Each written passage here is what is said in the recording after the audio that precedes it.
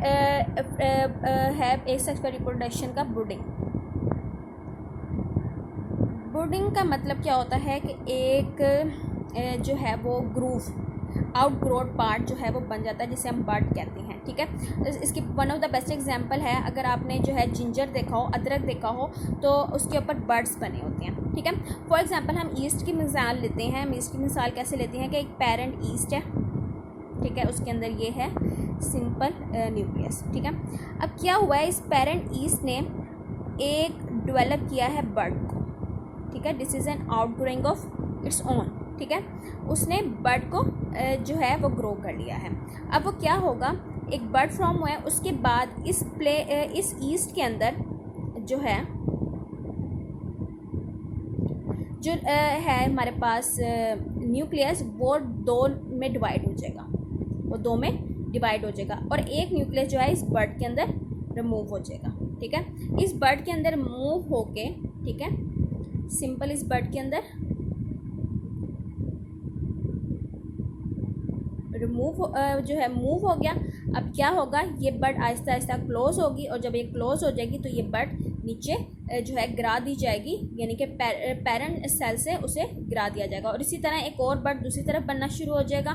जब तक ये वाला प्रोसीजर हो रहा होता है तब एक और बर्ड बन जाएगा। सम टाइम होता है कि मल्टीपल बर्ड्स बन जाते हैं, कि इर्द गिर्द बहुत सारे बर्ड्स बन जाते हैं, और पेरेंट ईस्ट जो है वो division, multiple division of nucleus कर रही होती है, और मल्टीपल न्यूक्लियस जो है इन बर्ड्स के अंदर मूव कर जाते हैं, and then with the favourable condition they detach. Detach का मतलब होता है हट जाना या उतार देना, यानी कि डिटैच हो जाते हैं from their parent cell, and daughter cell grow completely grow into the size of their parent cell, then it is again divided by birds. ठीक है, okay.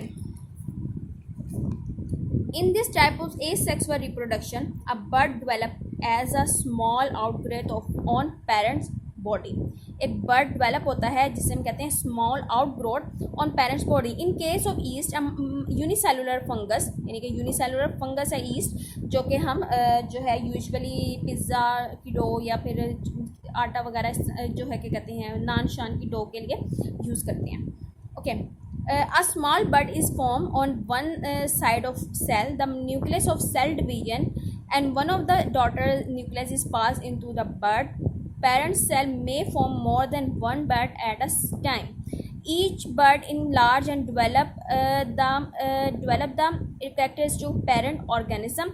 The bud may separate from parent body. In some cases, the bud never separate. As a result, colonies of individuals are formed. यानी कि क्या होता है, individual की complete colony इर्द गिर्द बन जाती है। पेरेंट सिस्टम, अब बर्ड फॉर्म हुआ है, न्यूक्लियर डिवीजन है, और अनदर बर्ड है। ये डायग्राम भी आपने करनी है, ये डायग्राम भी करनी है, ये डायग्राम भी आपने करनी है, और ये सारी डायग्राम्स भी आपने करनी है। ठीक है, आपको ये हैंडी होनी चाहिए। उसके बाद हमारे पास होता है हाइड्रा।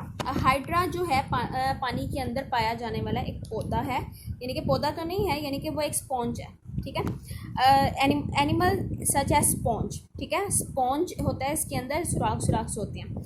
हाइड्रा एंड कोरल्स, ठीक है, ये कोरल्स और हाइड्रा पाए जाते हैं। Are reproduce by meaning of budding, यानी कि ये भी करते हैं खुद को ग्रो बडिंग के जरिए।